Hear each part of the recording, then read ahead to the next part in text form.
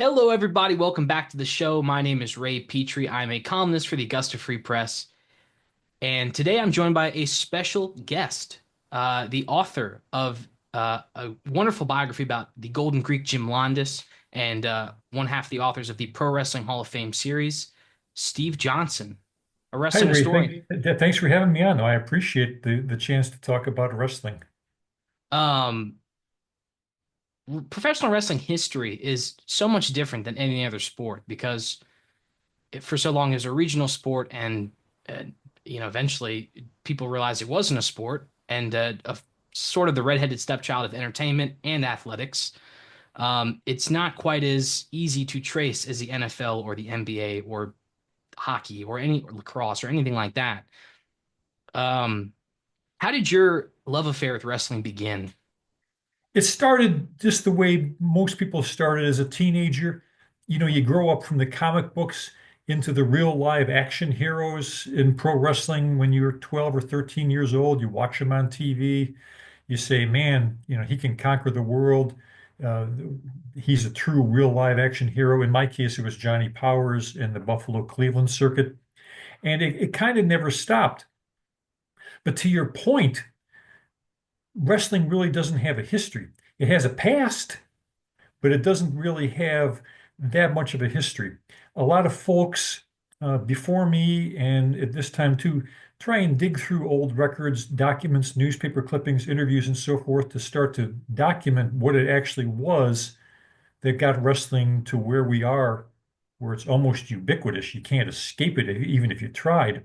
But it wasn't always thus. And so it's really fascinating to see how wrestling has evolved from the end of the 19th century to the early part of the 20th century. And that's what we try and do in our works is document a little bit of where wrestling was and where wrestling is. And the amazing things, stop me if you haven't heard this before, is there's really nothing new. Okay. Everything that's being done, even it may be given a splashier name or dressed up in a fancier package, but most of it's already been done. So that's why it's doubly important to go back there and see how things were done in the past, and we can learn from what's in the past and apply it to the future. Yeah, on Twitter, there's this new wave of French catch wrestling being distributed, the video of it, and a lot of it's stuff that is happening now that, it's not, nothing is new. I think some things can be refined, but they're certainly not invented. And I think a lot of things have not been refined. I think the opposite's happened. But um, I don't want to date you exactly, but where did you grow up in the country and what kind of wrestling did you grow up watching? I grew up in Jamestown, New York, which is as far south and as far west as you can possibly go in New York State. But I had a real break there because on cable, this was really the early days of cable, we got Maple Leaf Gardens on Canadian TV from the Sheik, and we got the Buffalo Cleveland circuit with Johnny Powers and Ernie Ladd. And we also got New York wrestling from Sunnyside Garden with Vince McMahon. And we also got Gene Kiniski and Don Leo Jonathan on All Star Wrestling on another Canadian channel. And finally, we got a Pittsburgh feed from Bruno Sammartino and the Pittsburgh promotion.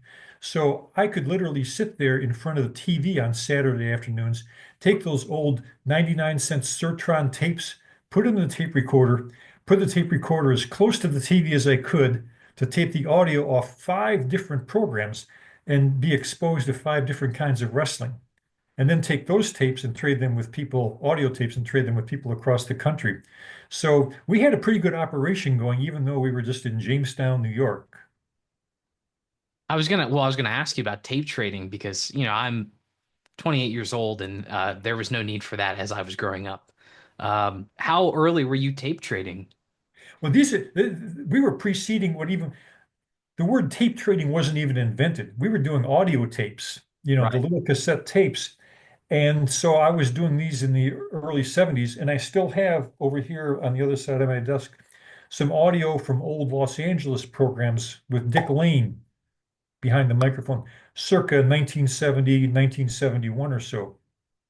Needless to say, the quality of the audio tapes that we bought for 99 cents a piece has significantly degraded in the last 55 years, but I've tried to preserve some of that. But we had a little network of people who traded audio, wrestling audio, taking the old clunky tape recorder, put it next to the TV, uh, hit play or hit record when the show came on, try and cut through the commercials because you only had a limited amount of room on the tape. And that was the way a lot of us who are now getting a little grayer around the temples found out about wrestling in other parts of the country. So you're watching a lot of things. I mean, I guess Johnny Powers, NWA Upstate, All Star Wrestling, Maple Leaf, New York Territory, the WWF at the time, I guess. Cheek, Bruno, Sheik and yeah. Bruno. So obviously, to a lot of fans, and I mean this with all sincerity, that is classic wrestling. That is old golden age wrestling. Where does the love affair with catch as catch can pioneer era wrestling begin? Um, the thing that attracted me to wrestling and still attracts me to wrestling is the storytelling aspect of it. And Greg Oliver and I, that's one of the books in our series, the Pro Wrestling Hall of Fame, The Storytellers, just kind of tracing the history of storytelling from the very beginning to the modern era. That always captivated me, the storytelling part, as a newspaper reporter, as a magazine editor, and so forth, professionally. Wrestlers are the greatest storytellers in the world. They're starting on a piece of white canvas, literally, and painting a story. So one of the things that really is behind the books that we try and do is describing who these guys are and how they came up with the creative process. You mentioned wrestling history earlier. You know, people track wins and losses and who was wrestling on the top of the card and who was wrestling on the bottom.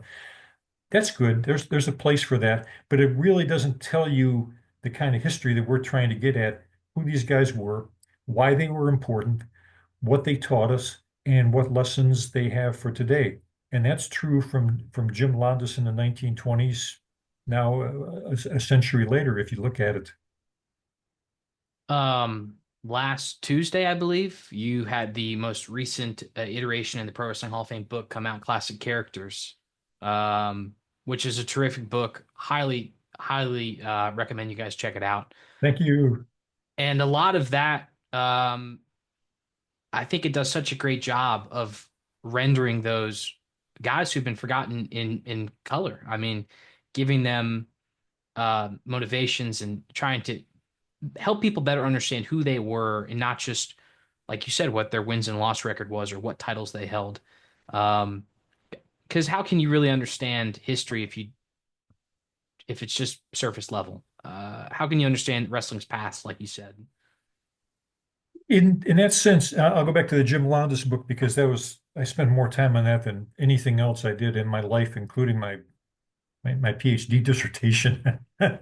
Um,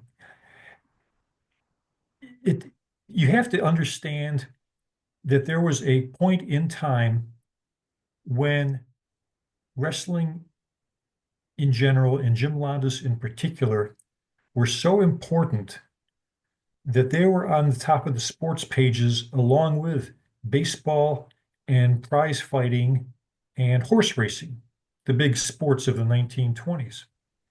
The most famous active athlete in the world during the Depression era was a pro wrestler, Jim Londos.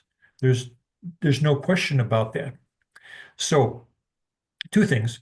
Number one, how did a Greek immigrant who came to the United States on a boat at the age of 15 with $20 in his pocket and no command of the English language become the most famous active athlete, not just wrestler during the Depression era? And then secondly, what does that mean then for the other characters that we're talking about in the classic characters book? How did they follow that path? How did they get to be where they are? And what lessons do they have for us today? It's surprising to people how wrestling has many times led the way in pop culture. And wrestlers have become now, I mean, now you can't escape the Rockies in every movie that's being made. And there's others who are not behind, far behind him. But if we kind of pass over those guys who we know more about than we really need to and look at the previous generation or two generations or three generations before, it's an amazing story how these guys captivated attention, kept people coming to arenas across the country, and really represented, even though it was a sport questioned by the press and by the skeptics, kept the business going and got us laid the foundation for where we are today, where the business has just taken off. Yeah, we know too much about wrestlers today and of the 90s and 80s, I think. I think we've delved too deep into their lives and into the inner workings of the business, whereas guys of Londos's age need that treatment. On the topic of Londos, once again, you wrote a fantastic biography about Jim Londos's life, career, legacy, and impact on the wrestling business and American history, because he was, at his core, an American sports hero, someone who we need to revere in the same um, class as a Jack Dempsey or a Babe Ruth of his era. I firmly feel. Talk to me about his upbringing in the business because there was no performance center. There weren't even No, wrestling schools at that point. there, there- Wrestling there's no was there was no Twitter or social media to push your case out there. Um, I know that people. I've had this discussion with John Layfield, who wrote the foreword to the Londos book, and John just is a great guy and did a tremendous job with that. But in his day, paying your dues meant maybe wrestling in a small crowd at a gymnasium or a high school and getting paid off with a hot dog and a Coke. Boy, Londos would have been thrilled with that. And the wrestlers of Jim Londos's era would have been thrilled to get a hot dog and a Coke. They they came up the hard way. Nothing to eat. Londos sleeping in boxcars, sleeping in firehouses, using whatever cent he had and whatever wiles he had to try and make a buck here or there in pursuit of a dream. Um, that's a phenomenon that will never happen again, even though I don't want to diminish the way wrestlers work to get up to the top. sure. They're never going to start that low again. I suspect, without ever having talked to some of these guys, Londos or Strangler Lewis or guys who passed a long time ago, that made them even more determined to pursue their chosen path. If you have to suffer indignity after indignity after indignity, um, you grow a really tough skin at an early age. And our society now probably is, in the business now is probably not set up for that. And that may be a shame. That single-mindedness, that devotion to the business, that seriousness, that principle that lived with the wrestlers of the early part of the 20th century uh, probably went away to some extent as they passed away. So it's another good thing to remember. And then not to run on, those guys and Londos in particular didn't have the advantage of working on TV. They had to refine their craft night after night. In Londos's case, not in arenas, but doing vaudeville skits with muscle flexing and a trained monkey and other ways in which you could engage an audience and get them to pay attention to you. Well, that's what wrestling is all about, right? So being able to work at getting audiences to pay attention to you and then translating that into the actual in-ring performances was a major accomplishment for the wrestlers of the 1910s, 1920s, 1930s. Yeah, I mean, he lived a nomadic lifestyle. Certainly early in his career in the Pacific Northwest. I know Darby Allin is a all elite wrestling star, and he talks about being homeless in the early portions of his career, but it was by his own volition. It wasn't necessity. Londos is sleeping with the homeless and sitting around a fire trying to eat between matches Exactly. to keep up his physique. And he, was someone who was known for his Samson-like physique. It was one of his monikers early in his career. How does he go? And a lot of this has to do with his relationship with his father, of course, and driving him. But how does he go from a nomad, someone who's a journeyman, someone who's seen as a light heavyweight, to the world heavyweight champion. If Horatio Alger had been Hellenic, Londos would have been one of his success stories about how a young kid, through perseverance and pluck and luck, can make it to the top. And that is probably more than anything else, the key is the endurance, the understanding that my time has not come yet, but my time might come at some point in the future. Um, we wrote, Greg and I wrote about Londos earlier, um, the catchphrase, everything in moderation. It was a phrase of his, everything in moderation. There's a time for everything. He's almost sounding biblical in this sense. My time will come if I just keep working hard, keep pressing forward, keep my determination, act properly, eat correctly, exercise correctly. I'm in this for the long haul. It's instructive in the case of Londos that he had been a professional wrestler for 16 years before he won his world championship, that he was approaching 40 when he won his first championship. If you contrast that to today, if a guy has not hit the WrestleMania scene by the time he maybe is 24, 25, 26, people like Meltzer or Brian Alvarez are kind of scratching their heads saying, boy, this guy's he's over the hill. He's never going to make it. So there's a difference in the way I think wrestlers saw themselves then. And Londos was a great example of that. He just kept pressing and pressing and pressing. And through a great ear for the audience, was able to establish a connection that shook audiences to its core. I'll give you a quick example from the book. Um, Nowadays, when wrestlers come down ramps and there's guardrails and so forth, didn't used to be the case. Wrestlers came out of the dressing room and walked to the ring. And even then, people would reach out to slap hands or to touch them or to closely observe them. Look at old tapes of Muhammad Ali walking to the ring, for example. He can barely walk to the ring, barely get through the crowd. Londos walked to the ring and the people parted. It was almost like Moses in the Red Sea. He was so far above them that they dared not reach out. Okay. They came to gaze, to look at him, and to be part of the spectacle, but not to participate in the spectacle itself. That kind of reverence for a wrestler is probably a thing of the past. I don't know if that's a good thing or a bad thing, but it shows you the level of respect that Londos and other wrestlers commanded during their peak. In that intermediary period, the 16 years it took him to win his first world championship, can you talk about his rivalry with Ed Strangler Lewis? I had the privilege of talking to Mark Fleming, if you're Yeah. aware. He's Luthez's mentor, and he had a very different opinion of Ed Strangler Lewis than I think is portrayed in the book.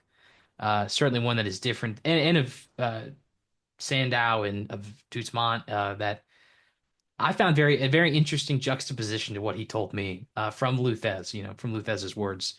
Can you talk about that rivalry and how important it is, I think, in the history of wrestling? Yeah, I think it's the most important rivalry in the history of wrestling, Londos and Lewis. It really is. Luthez, the great champion, of course, was a protege of Lewis and had nothing but good things to say about him, um, which is fine and should be respected. There's others who had different views of Lewis. Londos generally was one of them, although he did not ever express it publicly. He was very reserved in what he would say about his comments. But Londos and Lewis would be a book in and of itself. It was the greatest rivalry in the history of professional wrestling. It was Ali and Frazier, if we can go back to boxing, or maybe more recently, Mayweather and De La Hoya. There's two guys who were fighting not for the world championship, but for the championship of each other. Okay. Who would be remembered best over time? And they had a rivalry that lasted um, over a course of 16 years, from 1917 to 1934, with a large gap in between in which they refused to wrestle each other for a variety of reasons. Um, some financial, some uncertainty about who might, take liberties with the other in the ring. Uh, but they finally met for kind of the war to settle the score in 1934 in Chicago, which drew 35,000 people um, to the outdoor stadium, the largest attendance in the U.S. to that point, a record that would stand for 17 years, and a rivalry and a match that was publicized not just locally in the Chicago papers, but in the papers all across the country. Everybody knew Londos and Lewis were fighting after all this time. This was it. This was the big match. Um, they didn't like each other personally, but they did in the end business together, which is kind of what wrestling is all about. Um, Londos I described in the book as the reserved, quiet guy who ate moderate dishes of lamb stew and cottage cheese and went to bed at a particular time every night. Didn't get married until I think he was 39, by which time Lewis was on wife number four. Lewis was the gregarious, uh, give me a big old steak and a couple glasses of bourbon, and we'll sit here and just BS all night. Everybody's friend, everybody's ally. But the two of them were just like oil and water, personally and professionally. And in the end, of course, Lowndes won that match in Chicago in 1934, kind of the capstone to his career. And Lewis grumbled until the rest of his life that nobody ever remembered that he had beaten Londos a dozen times, but they always remembered Londos had beaten him that one time in Chicago. That's kind of a fitting end to the way that those two went at it. Yeah, it's Lewis from the heartland of America. Londos, obviously an immigrant. Very disparate lives growing up, bound by the same sport. One thing I found fascinating about Londos's life and his career in particular is this network of Greek promoters that he found across the country to sort of circumvent the problems he faced. And on another level, the Lewis and Londos rivalry, because of Sandow and the promotional battle between him and Ed White and their managers, and working with guys like Koutsopodi versus the Pax or people of that nature, the Jack Curleys that Londos favored. Such a different world than even in the 80s in the territories when everything was under the NWA's umbrella. There was no governing body until their rivalry sort of necessitated one. Yeah, exactly right. We talk about the wrestling fans of the 60s and the 70s about how wrestlers would own their territories and they put themselves over and they keep doing that until they burn the territory out. Dick the Bruiser and the Sheik, you know, we can go on and on like that. Londos had a very different vision, and it was a smart, smart vision in that he worked primarily with John Contos, but with other promoters as well, in opening up territories with himself as the star in return for a little piece of the action. Um, this was borderline revolutionary in the 20s. But he would go into a place like Memphis. Now, you wouldn't think a Greek immigrant would be on top in Memphis, of all places, but he was regularly. And all across the country, Londos and John Contos and the other promoters in his circle would open up new markets, bringing in Londos as the star, have him wrestle a couple of times, and establish the territory. Jim was a good businessman. He wasn't particularly profligate with his money, although he gave a lot to charity. Uh, but he was a smart guy. And again, we get back to he understood that this was a business and he understood he was in it for the long haul. Um, you know, the contrast with Lewis, Londos probably only let go of a quarter to get a better grip on it. Lewis, I think, said by the time he died, he'd gone through $3 million or something and did not have a cent left. Um, Another great contrast between the two. Yeah, millionaire of memories, right? Is that the quote? Yes, that was the quote, millionaire in memories, which is true, and probably a reason that Londos sat there and said, I can't believe Ed doesn't have any money after all that. And Ed probably looked at Londos and said, I can't believe he has all that money after that. Um,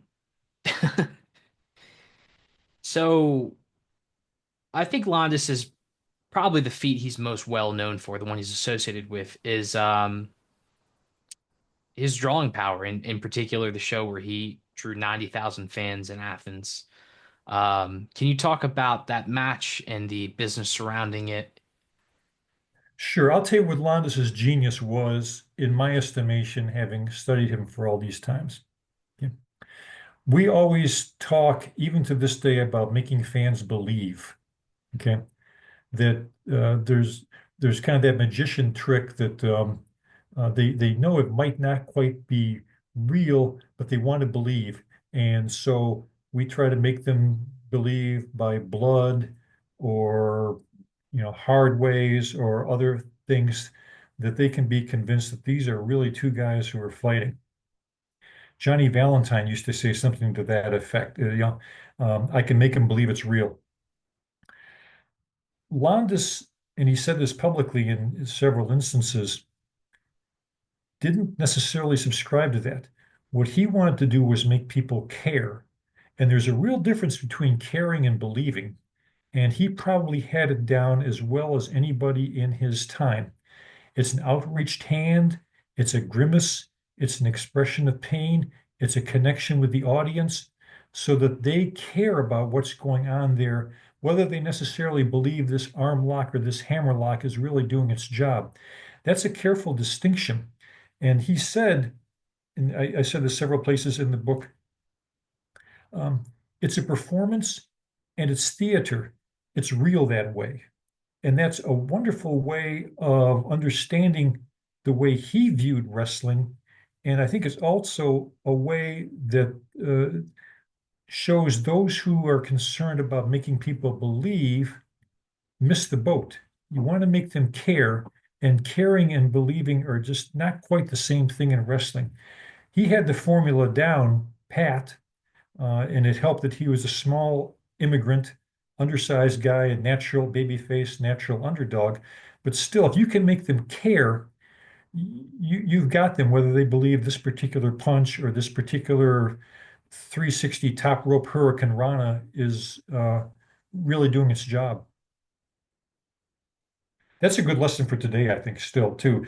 How many times do you and I watch AEW or TNA or WWE where a guy's taking, oh, maybe 30 seconds to set up a move while Hmm. the other guy's laying there patiently on the mat waiting for the landing or waiting for the spot?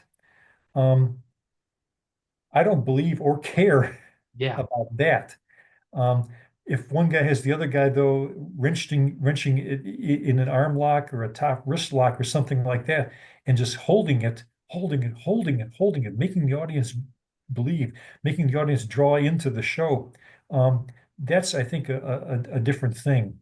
Um, Yeah, I think even Dusty Rhodes is a perfect example of someone who no one would think he's a professional athlete just looking at him, but his ability to make fans invest themselves in him and what he's doing and the struggle and the tragedy and the triumph is what wrestling's all about. And well, there's just not enough of it. Dusty was over in your area in Waynesboro a few years ago. This is 2004, I think, and he was wrestling Kamala. I want to think it was 2004. And I was there. And between them, Dusty and Kamala at that time were probably in their 50s. They weren't in the greatest shape to begin with. And, time had done them no favors. And Kamala got Dusty in just a basic nerve hold, pinching him at the top of the neck. That was it. That was it. That was the hold. Minute after minute after minute. And Dusty is just grimacing, agonizing. This is the worst thing. He's been sent to the electric chair. This is the worst thing in the world. There's no real motion on either guy's part, except Kamala has got him in that grip, and Dusty has the arm outstretched to the audience. He's pounding on the mat, pounding, pounding. The face is puffed up, the eyes are swelling, everything you could ask for. In the opinion of today's wrestling analysts, that was not a five-star match. That was, a 1.5-star match. But I'll tell you what, every single person in Waynesboro High School was on the edge of their seat waiting to see if Dusty could break that hold. And that goes back to Londos. It goes back to all the guys that we talked about in between. The difference between caring and believing. And Dusty made people care. Londos made people care. Um, Brian Danielson, who I think is probably the closest to Londos in a modern day sense, a small, undersized technical wrestler, makes people care. Um, and that accounts for a large part of their success. Absolutely. That's a beautiful comparison, Danielson and Londos. I was amazed in your book, you outline it really well, all the different the intersectionality that Londos had as a babyface, quote unquote, or as an icon, someone who women loved, children loved, the undersized loved, the immigrants loved. He's someone that was the ultimate underdog, and at the same time, an idol, someone who had the physique of a demigod almost. And It's he so came around at the perfect time too. He's an undersized immigrant during the Depression. Okay. And the 25% of the American workforce that is out of work at that time can identify with a guy who doesn't speak perfect English, who is smaller than his opponents, yet is using his wits and his wiles to come out on top. One of the great things about Londos, and I think it would be instructive for wrestlers coming up today, is that he didn't make his comebacks by putting the guy in the corner and punching him 10 times where the audience counted to 10. Um, didn't jump, didn't kick. He made his comebacks with counter holds. Okay.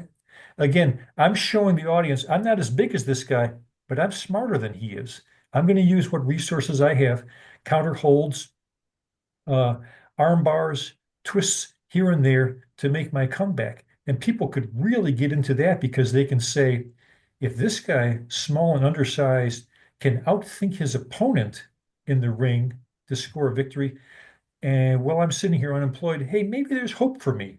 That's a great lesson for fans. And it's another example of why Londos was so popular because he was able to establish that connection with audiences that is so rare, not just in wrestling, but in all sports.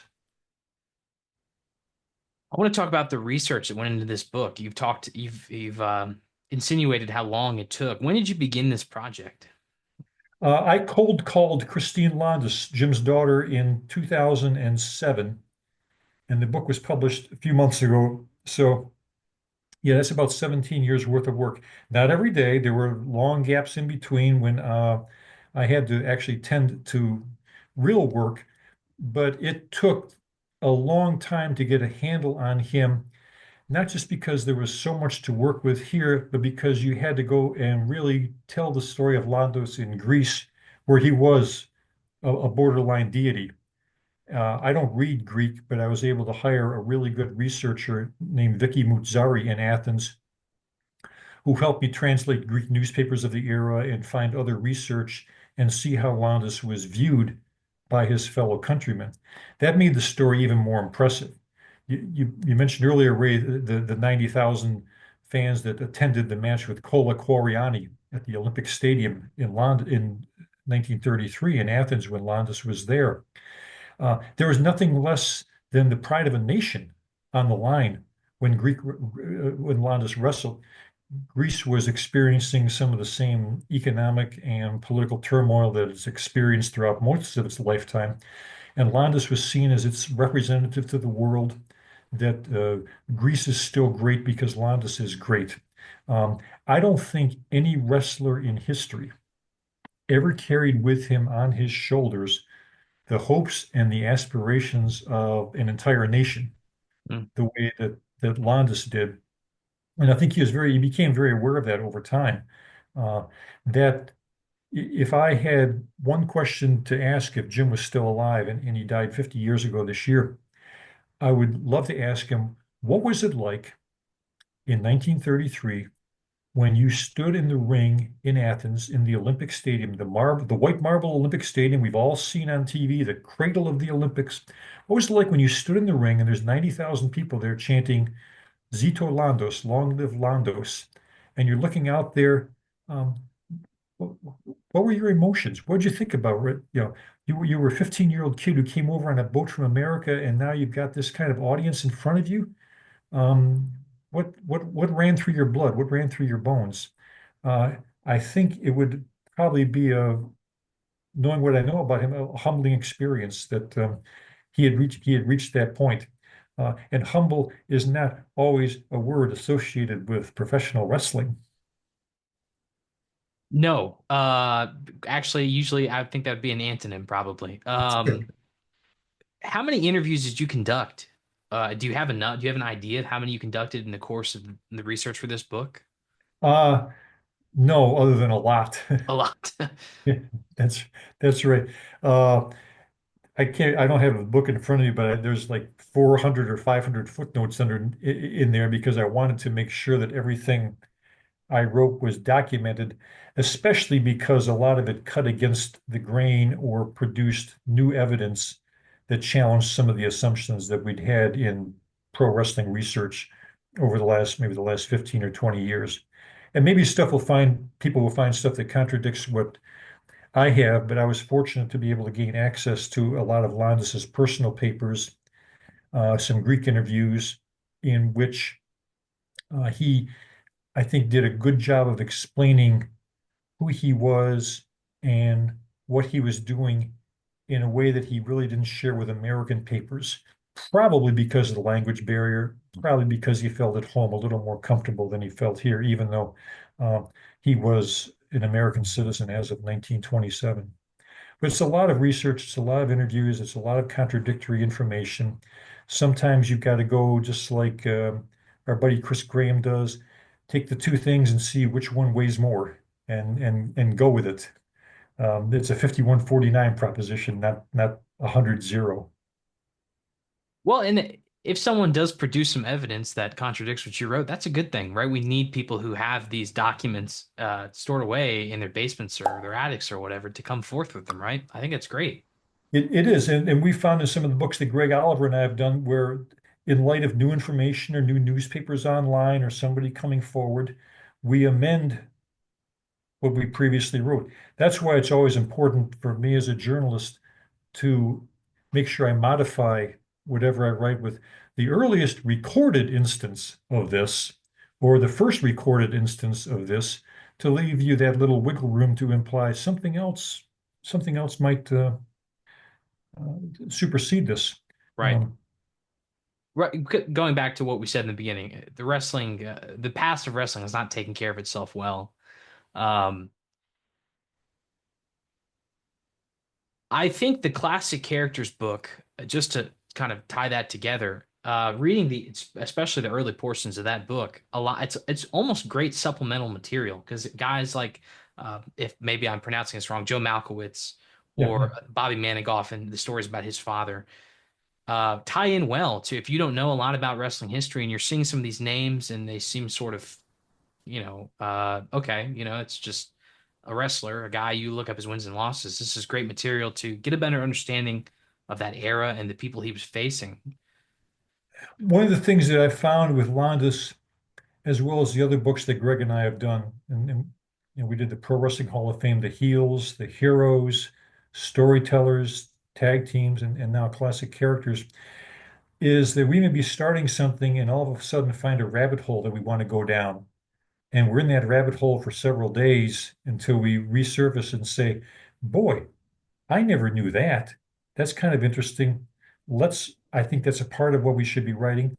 Let's write that up. And there were some characters that Londos passed along the way who were characters with a capital C. Uh, and that's why some of those guys are in the new book, the Pro Wrestling Hall of Fame Classic Characters. And we use characters in that in kind of a dual way. Um, Characters with a capital C, but also characters with a lowercase c. Guys were characters, but they also had to have character, like Alondis, to really reach the pinnacle of their business. Um, and so the classic characters is a mix of those guys who had character and maybe have been forgotten, or guys who are just plain characters and can't be forgotten. Uh, and I use the adjective classic very carefully because these are guys whose characters were developed before the existence of the creative department in wrestling promotions.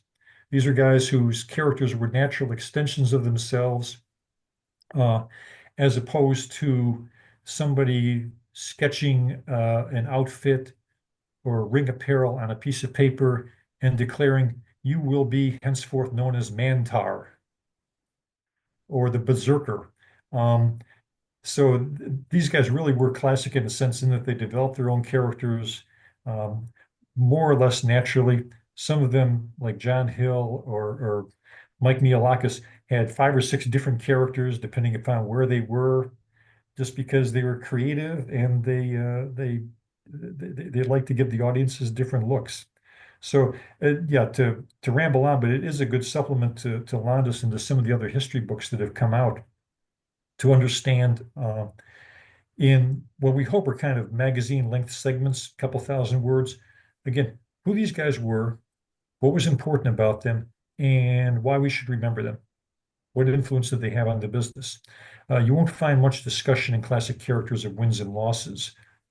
That's stuff that's pretty easy to look up, though, if you really want to pursue it online now. There's a lot of wrestling data sites for who fought where, when, was that a win, a loss, a draw, and so forth. Um, no need to replicate that in some of the stuff we're doing. Right, like you said, these are magazine length, very digestible. You can pick this book up, read a little bit, move on, come back to it. What were some of the favorite installments, these profiles you've done of these characters, capital C or lowercase c, in the book? Um, Dr. Jerry Graham. Ah, We've written a lot about Dr. Jerry Graham in the past, and we can still write a lot about Dr. Jerry Graham in the future. There are so many stories about his erratic, strange behavior sure. that there will be fodder for Dr. Jerry Graham long after you and I have done followed wrestling. Uh, but it's nice to recount his stories and to think, gee, this guy actually did walk the face of the earth. Um, he was a troublemaker of the first order, but maybe it was good that he was in wrestling because if he'd been walking around without an actual profession, things might have gotten much, much worse than they were. At least this wrestling gave him an opportunity to express himself in a mean and vicious and antagonistic way. Uh, so he's a personal favorite. And then the I'd never heard of this guy until I just started going down a rabbit hole. And he's early on in the book, Mike Mialakis, Prince Alaki, among other names.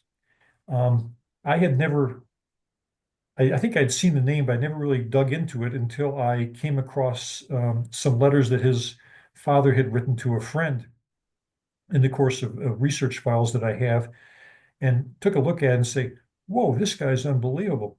This guy's not only a professional wrestler, he's a high diver. In Toledo in 1939, he goes to the top of the bridge over the Wayne Maumee Ridge, Wayne River, jumps 140 feet into the river. Hence, the title of that chapter is The Wrestler Who Took a Dive. He was a high diver. He was a Wurlitzer organ specialist. He made watches. He wrote short stories that you can still find on the internet in these days, science fiction. He invented all kinds of things. He has, I think, 40 patents, which is probably a world's record for wrestlers. I doubt any wrestler holds more than a couple of patents. He held them for movie screens, for optics, for state-of-the-art optical technology that was way ahead of its time, and just a really, really interesting character that I said after I ended up doing a little research and talking to his son, boy, how did we miss the boat on this guy? This guy would be an ESPN Sports Century candidate, a Netflix candidate. Uh, you did so many diverse things and had such a creative life. So it's a pleasure to be able to kind of bring those things back, but they all come basically from going down rabbit holes, looking at a name or looking at a match and saying, hmm, I wonder what this guy's all about. Let's spend half a day figuring out whether he's worthy of putting in the book or not. And the answer is, yeah, he's worthy of putting in the book. And Greg Oliver and I were just discussing yesterday what's the next installment in this series because we got lots more things to recount before we finally call it quits. Are you at liberty to share what some of the topics being discussed Oh are? yeah, sure. Greg and I were talking about the Pro Wrestling Hall of Fame sporting connections. Okay. Um, Babe Ruth is a special referee, or Jack Dempsey is a special referee. Well, football players, not just of recent vintage, but of older vintage, um, who went into the business. Big Daddy Lipscomb, for example, um, boxers, figure skaters, just about everybody from some sport crossed over into wrestling at some point in time, or somebody from wrestling crossed into their sport. So I think it's something we've looked at. The baseball player slash wrestler Art Shires, who also was investigated for murder. Another good story. So I think that's probably where we're going to go with that, maybe in the next 18 months or so. I don't think enough people realize, a lot of people think that pop culture and wrestling and athletics really crossed over, the rock and wrestling connection, I guess. I think that's what a lot of people assume when it dates far back beyond that. Bronco Nagurski and Gus Sonnenberg were football players who became the world champion. Jim, Oh like you yeah, said, Jim Thorpe, Babe Ruth, Jack Dempsey, Primo Carnera all got involved in wrestling, and people yeah. before them. There's a tremendous way of doing that. In the character's book, you mentioned the rock and wrestling connection. Those of us of a certain age think of it with with Cyndi Lauper or WWE, or maybe a little bit later on with Honky Tonk or Jeff Jarrett carrying a guitar with his roadie. But there's a piece in the Classic Characters book that uh, is about the origins of rock and wrestling, and it was the man we know as Sputnik Monroe.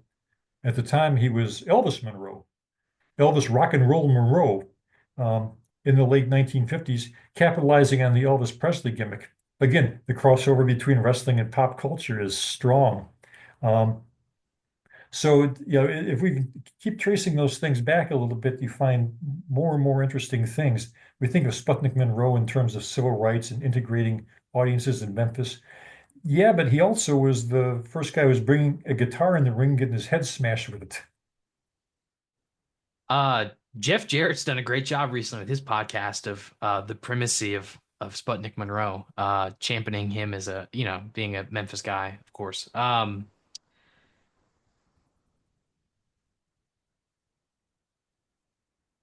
How, what point in your life did you become involved in history in this way, in wrestling history? And why? What was the genesis of that? The first magazine article that I wrote with my brother was in 72 or 73, but that was all following current wrestling. I didn't really start following the history of wrestling until maybe about 25 years ago when Greg and I kind of first hooked up because of a shared interest in wrestling, and also the fact that my daughter had gone away to college and I didn't have anything to do. Um, and Greg had written the Canadians. And I, at that time, said, that's kind of interesting. Maybe we could do a book on the top 25 wrestling feuds of all time. Um, we didn't, although that's still certainly an idea um, to be pursued. But we started with the tag team book, and just kind of with the journalistic question: what is it? What's tag team wrestling all about? Who are the great tag teams? What were these tag team wrestlers about? Um, that's when I really started. And of course, we didn't have the research tools that we had today. The newspapers were not online, they were microfilmed if they were anywhere. Um, to find somebody, we had to call directory assistants or try and track down a name through the white pages or the yellow pages or something, which was harder to do and also more expensive. Um, so wrestling research has become a lot easier, but it's kind of less rewarding if you can call up a newspaper just online as opposed to having to go downtown. I'm in Richmond, go down to the Library of Virginia and have somebody order a microfilm for you and hope it comes in a couple of weeks. But as we got into it, I think both of us, Greg and I, both of us gained a greater appreciation for the wrestlers who had come before the wrestlers of today, especially when we started attending events like the Cauliflower Alley Club and seeing these guys who really gave their health and their life for the business on hard mats and were took their share of bumps for much less than guys make today. Um, and you really gained an appreciation for the way they truly loved the business, considering what it eventually cost them in terms of their health or their finances. At what point, I'm guessing you don't still watch a lot of current wrestling. Is that a safe assumption? No, I do watch a lot of current wrestling, and I think Tony Storm is the greatest thing since sliced bread. Really? Yeah, this is just my personal observation. I think Steve Johnson the fourth is going to be writing about Tony Storm 100 years from now. Um, as I said earlier, Ray, I really appreciate the storytelling. Damn, she's good at that. She's great. She's the I think she's the ace of AEW. I wrote that in my column and I'm going to stand by that right now. No, I think she to me is a terrific storyteller. She has, I wouldn't say that Londos-like sense, but she has a Londos-like sense of connecting with the audience and how to connect with the audience. That is, I don't know if it's rehearsed or it's inbred, but it's something. And she has that ability to attract fans of two or three generations. I mean, I got my AARP card here, and she's still appealing to me on the basis of her in-ring performances and her storytelling. That is phenomenal. I'd watch her at this point read the phone book because I know that she'd do it well and she'd figure out a way to keep the audiences engaged. Um, that's for all the training guys do now, and there's some great wrestlers out there. That's still something a lot of them struggle to do, um, is to make the fans put down the damn signs and pay attention to what's going on in the ring in a way other than telling the fans to put down your signs and pay attention to what's going on in the ring. Make them watch, make them care. She does that as well as anybody in a long time. Who are some of the other wrestlers currently that you really love for that reason or others? Uh, well, he's a little younger than me, but not much. I still like CM Punk, and I like his storytelling and I like his understanding of the business. Um, he came up the hard way. He's appreciative of that. I know he rubs a lot of people the wrong way, and he's had a lot of ups and downs. And sometimes the internet is mad at him, and sometimes the internet is not mad at him. But I really enjoy watching him, especially when a camera is close on him and watching his eyes. Mm. And I'm not sure everybody focuses on that, but he's got his eyes pointed in a direction, a look on his face, a seriousness of purpose, that I think gets back to what I said about making people care. People can debate that. They do. I think my friend Dave Meltzer's Twitter is basically a all-day feed of people arguing over whether a match is 3 stars or 4 stars or 5 stars. Um, Forget that. Just watch this guy and see if you can discern in what he's doing who he really is and what it is he's trying to make you feel or understand. And I think Punk has done that for a long time and done it really well. Punk is my favorite wrestler right now, maybe ever, as someone who grew up watching him in my formative years. So I'm definitely with you there. If I may, how do you feel about MJF? Um,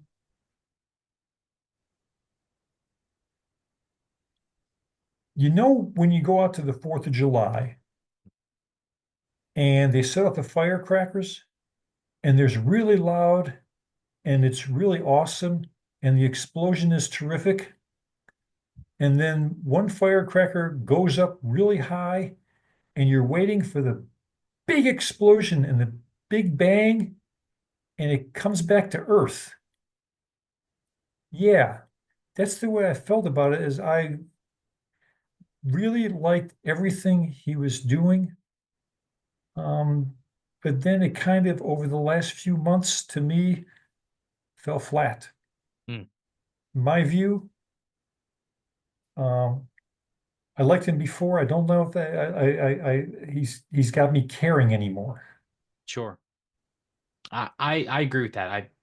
He's reached a strange impasse in his life where he's not the young rising star, but he's not quite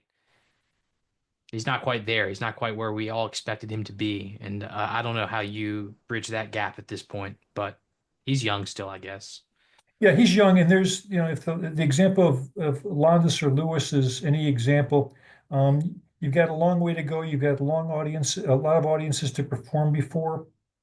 Uh, if you have to go back to the start and find a way to make small audiences care and build that into a bigger thing, um, you can do that. There's still, I think, enough opportunities to do that.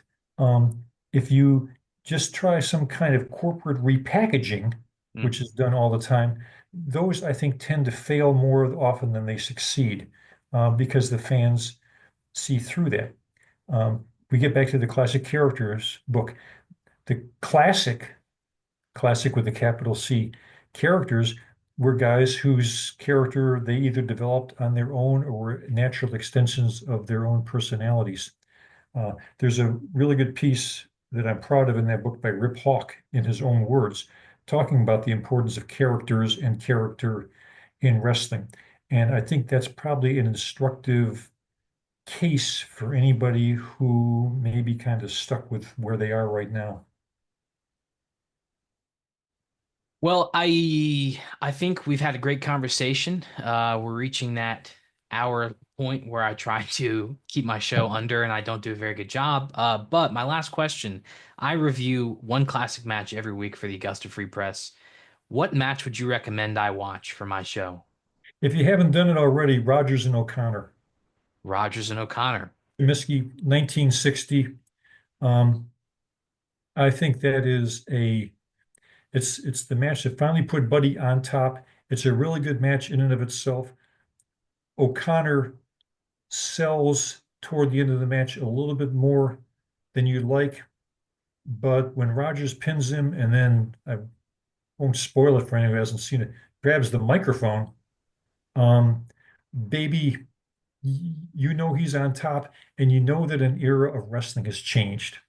Um, and uh, that drew the biggest crowd in Chicago. That broke the Londos Lewis record for outdoor attendance in Chicago, 26 years later, to show you the importance of wrestling crowds in the Windy City. 30,000, right? 30,000 plus. They both drew around 30, 35, 36,000. This is wrestling attendance, so we're always using the word approximately as a modifier.